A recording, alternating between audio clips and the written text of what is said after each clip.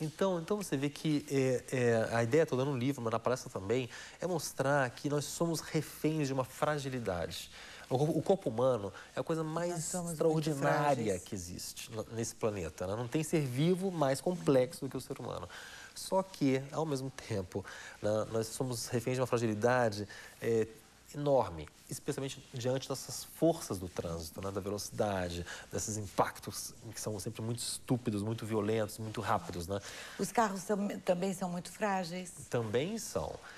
Então, as pessoas imaginam essa coisa de aço que é o carro, mas já notou como é que é uma batida de carro hoje em dia? Você olha um carro batido e fala, morreu todo mundo ali dentro, o carro vira um bagaço. Mas, na verdade, os carros eles são feitos hoje em dia para dobrar, eles dobram, eles amarrotam. E, na verdade, vai até o recado, quem anda muito em picape e caminhonete teria que redobrar a atenção para a segurança. Por quê? Porque como são veículos pesados e muito duros, rígidos, eles não cedem na colisão. Se eles não cedem, alguém tem que ceder. E vai ser quem está dentro. Né? Então eu acredito muito nessa abordagem assim, sabe, Tânia, de chegar para o jovem e falar, olha, A mais B é igual a C. Sim. Quando você machuca um neurônio, não tem outro para substituir. Hoje em dia não tem nem vai ter. E os neurônios se regeneram, mas bom, de que forma, né? Não, então assim, eu não conheço um caso de um lesado medular que tenha voltado a andar depois da lesão comprovada cientificamente. Então, disso você não pode duvidar. Agora, diante disso, qual é a sua escolha? Qual é a sua margem de segurança, né? Eduardo, tem um outro assunto sério, que outro dia teve um acidente que tinha uns 7... Quantos meninos tinha dentro do carro? Tinha uns 7 ou 8 meninos, jovens, meninos e meninas, dentro de um carro que caiu dentro de um rio. Acho que deve ter ficado sabendo desse acidente, caiu de uma ponte e todos morreram, um só se salvou. Então, também as pessoas não obedecem à capacidade máxima de passageiros, tanto em ônibus como em automóveis. É engraçado, você contando, me lembrou uma outra história que, em parte, até é engraçada, né? Triste, mas é engraçada. Uma amiga minha de Brasília, anos atrás, ela ia viajar com as filhas para o Nordeste e ela tinha 3 filhas e levava 2 sobrinhas. Ela veio falar comigo, como é que eu faço para prender as crianças no carro, né, corretamente? Eu falei, olha, não tem como fazer. Só tem 3 cintos. Não, e se uma levar a outra? Eu falei, não dá. E se uma for no colo? Não dá. Aí eu falei, olha, se você não pode resolver essa situação, você não pode comprar uma van ou ir de avião, ou então vá a 30, né? Quer dizer, a gente tem que negociar as coisas. Se você não tem como garantir segurança máxima, o que você pode fazer? Porque tem que lembrar que tem outras pessoas nas ruas, né? Nem todo mundo é tão cuidadoso, né? Certo. E a nossa vida depende do trânsito. As pessoas que vivem nas cidades, nós dependemos das ruas, do trânsito, dos sinais, de tudo. Nós somos dependentes. Não, olha, não existe vida na cidade sem trânsito. Seja a pé ou de bicicleta, nós precisamos circular. Não dá nem para pensar em interação social das pessoas sem o trânsito. Mas que diabo é esse que o trânsito virou um campo de morte? É como você falou, a gente transita para viver, não é para morrer. Então, tem alguma coisa que está errada. A gente tem que, em algum ponto, interromper esse processo, né?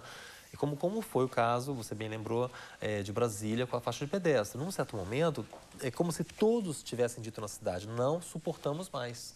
Porque era toda semana. Tinha 1, 2, 3 pessoas mortas, atropeladas, numa travessia boba, né, de uma quadra. E eu acho assim... Aí houve uma grande campanha em Brasília. Uma grande campanha.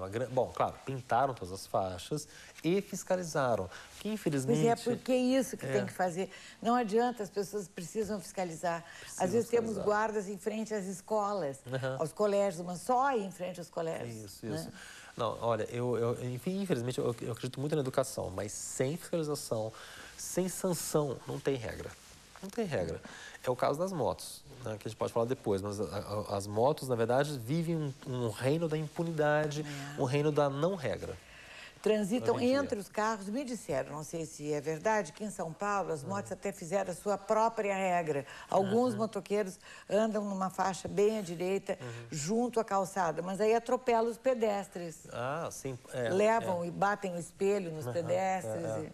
Não, olha, em São Paulo a situação da moto, é engraçado, aqui em Porto Alegre todo mundo, né, percebe, mas olha, não tem 1/100º da dimensão do que já virou São No Paulo. Fantástico de domingo retrasado, eu acho, apareceu uma matéria. Isso, uma matéria. Que é uma coisa extraordinária. É uma coisa muito impressionante. Assim, em poucos anos será o veículo que mais vai causar morte em São Paulo. Já ultrapassou os carros, os automóveis de passeio, né? Que é um veículo que não oferece segurança nenhuma e somada a uma conduta de arrepiar os cabelos realmente dos motociclistas, né? Eu até entendo o porquê, mas o que está acontecendo é que eles roubam o espaço de segurança dos demais usuários da via, né? O tal do corredor que eles chamam, que é aquela brecha que eles veem, parece um corredor mesmo, né? Sim. Aberto. Aquilo não existe. Aquilo é uma ilusão de ótica. Aquilo lá, na verdade, não existe entre faixas no Código de Trânsito. Aquilo o que é? É a distância lateral de segurança dos demais veículos. É aquela distância que você precisa para fazer uma manobra de emergência, né? Ou para atravessar de uma faixa para outra. Então, quando ele ocupa aquele espaço, não é que não cabe, a moto cabe ali. Não é invenção, cabe. Só que então fica todo mundo compactado. Como é que morre em São Paulo? Qualquer desvio do carro derruba o motociclista, claro. E ali ninguém vê. Ou o motociclista bate no espelho do carro, porque eles passam... A centímetros. A centímetros. Centímetros. Eu vou pedir licença mais um minuto para Eduardo Biavati. Rota de colisão, a cidade, o trânsito e você. Imprescindível nas escolas, nas bibliotecas, nas casas de ter esse livro. Dia 25 ele faz o lançamento na Livraria Cultura. Tem um outro aspecto aqui importante também. As vans, os transportes infantis. Já voltamos.